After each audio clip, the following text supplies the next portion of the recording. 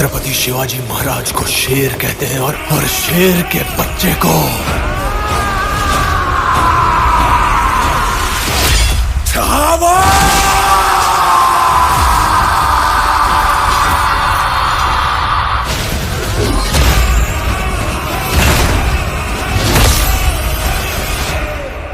शिवा गया और अपनी सोच जिंदा छोड़ गया।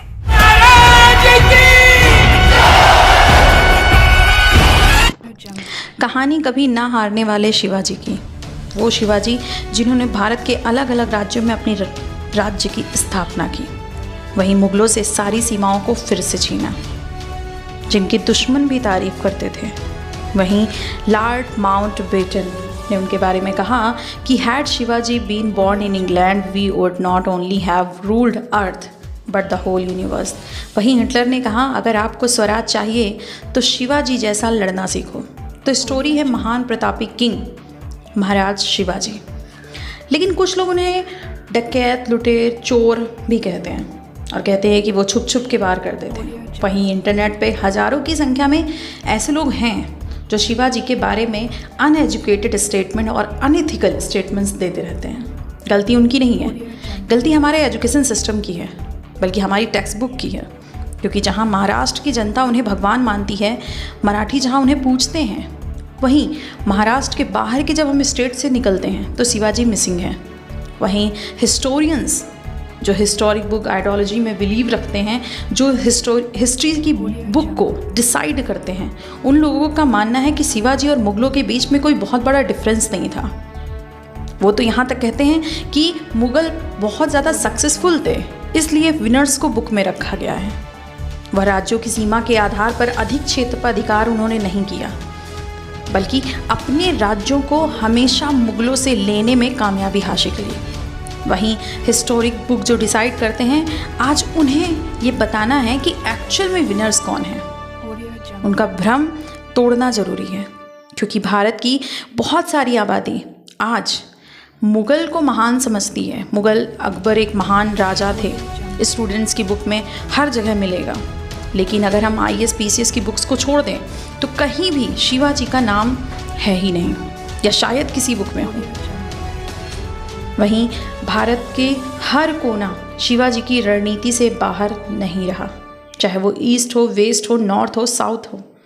वहीं शिवाजी का कहना है कि किसी धर्म को गिरा कर अगर आगे बढ़ना है तो ये महान लोगों का नहीं बल्कि शैतानों का काम है। भारत की धरती पर जन्मा एक ऐसा वीर योद्धा जिससे बड़े बड़े सुल्तान काँप जाते थे, थर्राते थे। एक ऐसा अडिग एम्पायर जिसने मुगलों की सत्ता को जड़ से हिला दिया। संपूर्ण भारत पर अपने दम पर हिंदू हुकूमत चलाने वाले, वहीं अटक से कटक तक भगवा तिरंगा फहराने वाले उस वीर प्रतापी का नाम है छत्रपति शिवाजी महाराज। एक ऐसी सच्चाई जो शायद ही कोई जानता हो। जब शिवाजी का जन्म हुआ तो उस टाइम तक लगभग आधे भारत में मुगलों का शासन था। मुगल पूरे भारत के अलग अलग राज्यों को अपने अंडर में ले चुके थे। वहीं साउथ इंडिया में आदिल शाह और कुतुब शाही शासन चल रहा था। इस टाइम इंडिया में कोई भी ऐसा हिंदू राष्ट्र स्वतंत्र बचा ही नहीं था। वहीं देश, धर्म, हिंदू मंदिर और गायों की लगातार हत्या हो रही थी। मात्र 15 साल की उम्र में हिंदू राष्ट्र बनाने की प्रतिज्ञा शिवाजी ने ली। कुछ लोगों का मानना है कि शिवाजी का जो नाम है वो शिव भगवान पर है, पर ऐसा नहीं है। बल्कि जो शिवाजी का नाम है, उनकी माँ ने देवी शिवाई की पूजा करी थी, जिसके बाद उनका जन्म हुआ, तो इसलिए उनका नाम शिवा पड़ा। शिवाजी का जो नाम है वो शिवाजी भोसले था, पर प्रशासन और अपनी राजनीतिक नेतृत्व को उन्होंने ऐसा चलाया कि उनका नाम पड़ गया छत्रपति शिवाजी महाराज। वहीं इनके पिता शाहजी भोसले, जिन्होंने बीजापुर में एक उच्च दरबारी पद पर थे, वही बचपन से ही उन्हें प्रशासनिक और तलवारें चलाने की ट्रेनिंग दी जाने लगी। इनके गुरु जो थे वो थे दादू जी कौंडदेव, जो सारी शिक्षा उन्होंने शिवाजी को दी और उन्हें एक महान प्रशिक्षित तलवारबाजी सिखाई। वहीं 1630 आते आते भारत के पश्चिम में 3 निज़ामी होती थी। अहमदनगर की निज़ाम शाही, बीजापुर की आदिल शाही और गोलकुंडा की कुतुब शाही। वहीं उत्तर भारत में मुग़ल अब बैठ चुके थे।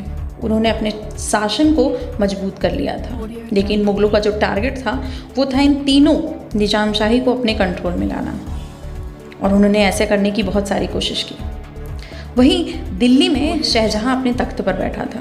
दक्षिण भारत में औरंगजेब और सूबेदार बनाया गया जाता है, और औरंगजेब ने आदिल शाही पर अटैक कर दिया और आदिल शाही साम्राज्य को खोखला कर दिया। शिवाजी मात्र तब 15 साल के ही थे।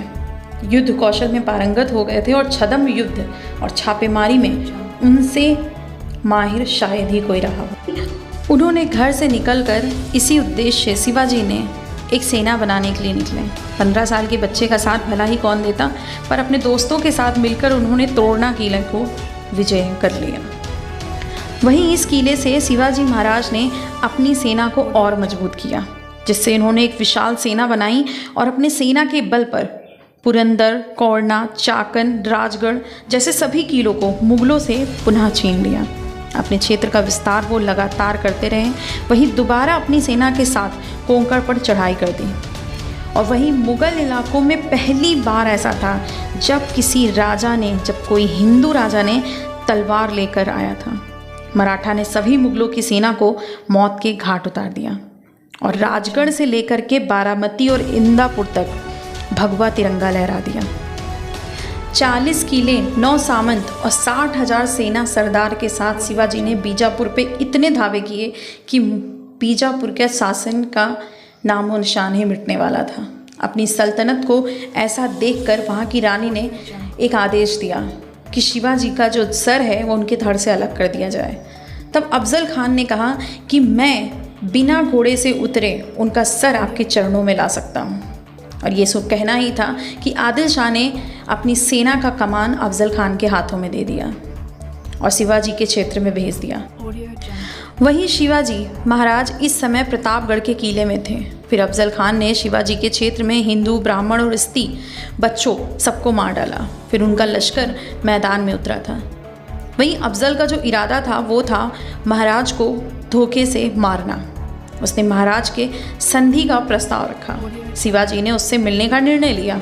तभी अफजल ने जब शिवाजी से मिलने के लिए गया तो वो उन्हें गले लगा लिया। फिर अफजल एक काफ़ी हाइट का इंसान था और उसने तुरंत शिवाजी को पकड़कर उनके पीठ पर चाकू से 10 वार किए। लेकिन शिवाजी ने लोहे की तख्ती पहनी थी जिसकी वजह से उन्हें एक भी वार नहीं लगा। उसके बाद उन्होंने बखनफ से उस अफजल को मौत के घाट उतार दिया। वहीं जो अफजल की सेना थी वो वहाँ से भाग निकली, लेकिन अपने मराठा पर किए गए हमले पर मराठा सैनिक इतने गुस्से में थे कि उन्होंने अफजल की 8,000 सैनिकों को मौत के घाट उतार दिया। अपने क्षेत्र में हुए ऐसे नरसंहार को देखकर शिवाजी का क्रोध भर गया और उन्होंने बीजापुर को ख़त्म करने का आदेश दे दिया। फिर इन्होंने वहीं दक्षिण की तरफ रुख किया, लेकिन तब वहाँ पर शाहजहां ने दारा शिकोह को शासक बना दिया और इस बात से औरंगजेब काफ़ी नाराज़ था और उसने अपने पिता के खिलाफ ही बगावत छेड़ दी और औरंगजेब ने दारा शिकोह को शासक मानने से इनकार कर दिया। इतना ही नहीं, औरंगजेब ने फरवरी 1658 को खुद को सम्राट घोषित कर दिया और सामूगढ़ का युद्ध किया, जिसमें दारा शिकोह को शिकस्त देकर औरंगजेब ने फतेह कर लिया और खुद को शासक बना दिया। वहीं शाहजहां को बंदी बनाकर हमेशा के लिए कैद में रख लिया। अब सारी कमान औरंगजेब के हाथों में थी। अब उसका पूरा जो ध्यान था वो उत्तर भारत की रियासत पर था, जिसके कारण मुगलों के हाथ से दक्षिण भारत लगातार निकलता जा रहा था। शिवाजी इन परिस्थितियों को देखकर दक्षिण इलाकों पर अपना कब्जा कर लिया। अहमदनगर रेसिन के दुर्ग पर शिवाजी ने धावा बोल दिया, जिससे औरंगजेब और शिवा के बीच में अब एक अलग ही जंग शुरू हो गई। जब औरंगजेब ने उत्तर भारत पर अपनी पकड़ बना ली तो उसने दक्षिण भारत पर सोचना शुरू किया, लेकिन उस टाइम तक शिवाजी लगभग 40 दुर्गों को जीत चुके थे। ऐसा ही नहीं कि मुगल दक्षिण की तरफ ध्यान नहीं दे रहे थे, बल्कि शिवाजी की रणनीति और युद्ध नीति ऐसी थी कि उन्होंने बिना किसी युद्ध के भी कई किलों को अपने फतेह कर लिया। शिवाजी छोटे छोटे गुटों में बंटकर दुश्मनों पर हमला करते, जिसके बाद अपने साथियों के साथ पहाड़ी के दुर्गों में रुकते। शिवाजी ने एक ताकतवर नौसेना भी बनाई थी, क्योंकि वो जानते थे अगर कोंकण तट पर विजय पाना है तो नौसेना का मजबूत होना बहुत ज़रूरी है। वहीं कोंकण तट पर अधिकार बनाए रखने के लिए नौसेना के उन्होंने फ़ायदा उठाया और लिहाजा उन्होंने 1657 में नौसेना का निर्माण शुरू कर दिया। हिंदू राष्ट्र में पहला कोई ऐसा शासक था जिसने नौसेना का निर्माण किया था।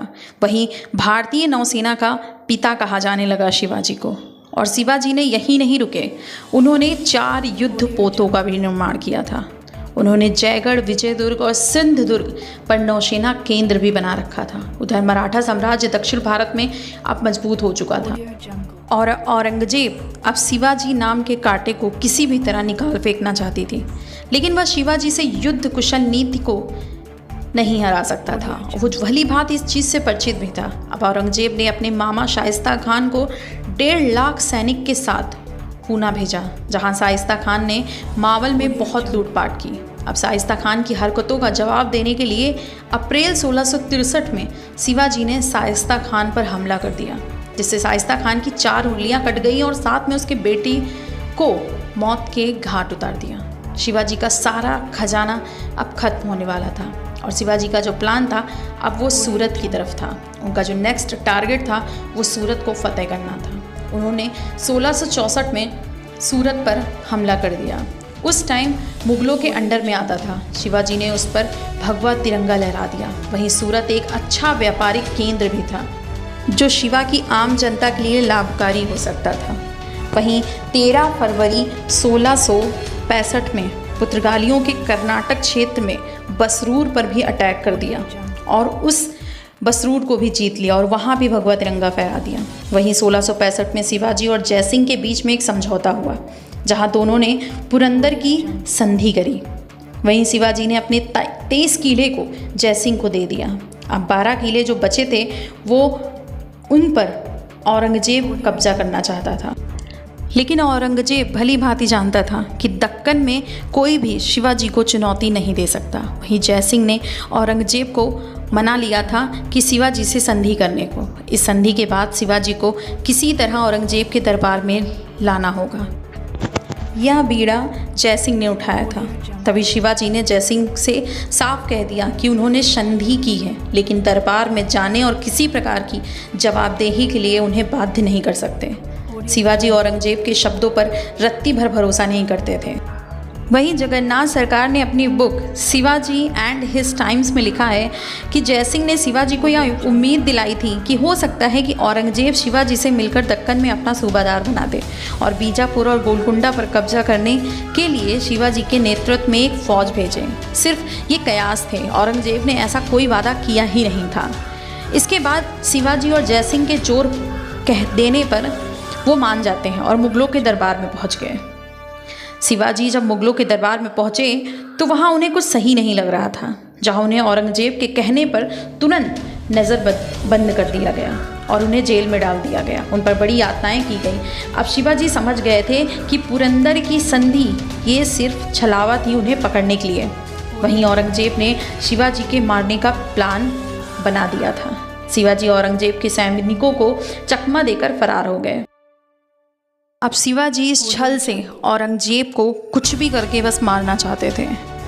वहीं 17 अगस्त 1666 में जब वो भागने में कामयाब रहे तो एक बुक है अंडोरी ट्रस्ट की बुक। शिवाजी सैनिकों को रिश्वत देकर वहाँ से भाग निकले, जिन्हें उनकी निगरानी के लिए लगाया गया था। वहीं कुछ का मानना है कि वो बड़ी टोकरों में बैठ कर निकले थे, जिसके दान के लिए ब्राह्मणों को दान दिया जाने वाला था। उसमें कुछ सामान था, उसी में शिवाजी बैठकर महल से बाहर निकल गए थे। वो भी फिर साधु के भेष में वो काफ़ी टाइम तक वहाँ घूमते रहे और वहाँ की सारी जानकारियाँ इकट्ठा करी। उसके बाद पैदल ही वो अपने साम्राज्य की तरफ निकल गए। अब जब शिवाजी महाराष्ट्र पहुँचे तो वहाँ उनका भव्य स्वागत किया गया, क्योंकि आगरा के प्रकरण के कारण अब सभी को यकीन था कि मुगलों से अगर कोई लोहा ले सकता है तो वो हैं शिवाजी। अब शिवाजी की शक्ति चारों तरफ फैल गई थी। 6 जून 1674 में रायगढ़ के किले में उनका राज्याभिषेक हुआ और इन्हें छत्रपति शिवाजी की उपाधि दी गई। इसके बाद उन्होंने हिंदू स्वराज का ऐलान कर दिया। उन्हें लग रहा था कि उनका साम्राज्य अभी छोटा है, फिर उसे बढ़ाने का निर्णय लिया। वहीं शिवाजी ने अपनी सीमा को बढ़ाना चाहा, साथ में प्लान बनाया कि मुगलों पर अटैक करके उनके जो क्षेत्र जीते हुए हैं, हमसे लिए गए हैं, उन्हें वापस लेना। इस रणनीति से वह दक्षिण में आने वाले रणनीति के लिए चले गए, जिसका नाम है दक्षिण दिग्विजय।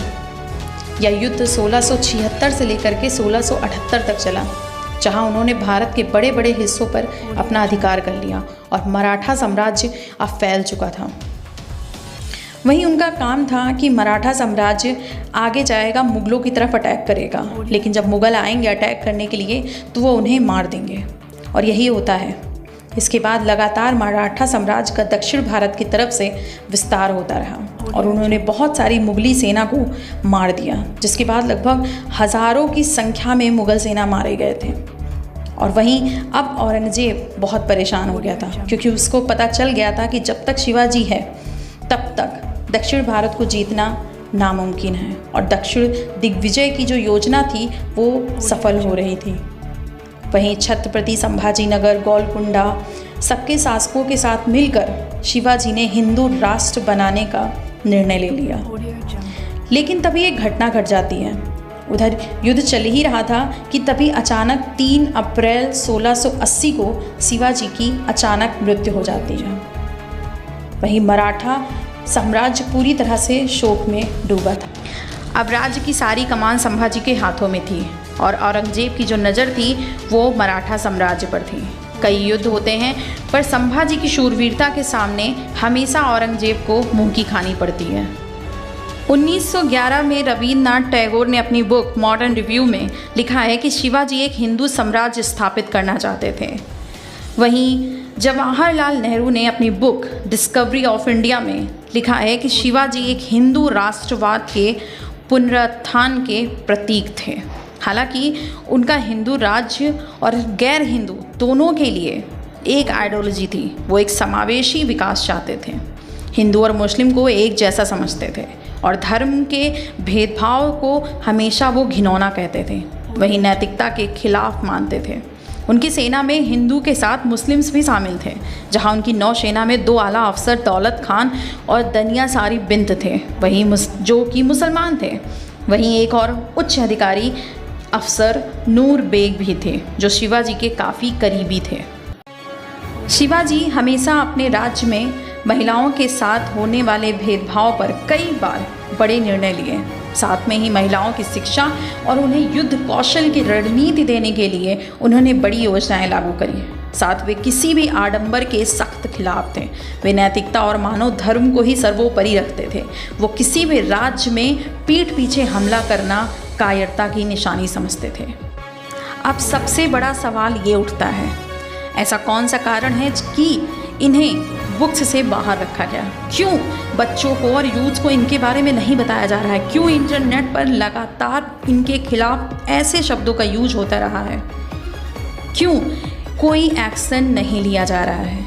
वहीं वो अकबर जिसने लगातार उत्तर भारत से आकर के पीठ पीछे से हमला करके हिंदू राष्ट्र को बर्बाद किया, जिसने हिंदू ब्राह्मण, स्त्री और बच्चों को मौत के घाट उतार दिया, वो अकबर कैसे महान हो सकता है जिसने हिंदू धर्म के लोगों को तीर्थ जाने पर तीर्थ कर लगा दिया? तो मिलते हैं किसी और नई कहानी और सच्चाई के साथ नेक्स्ट सीरीज में।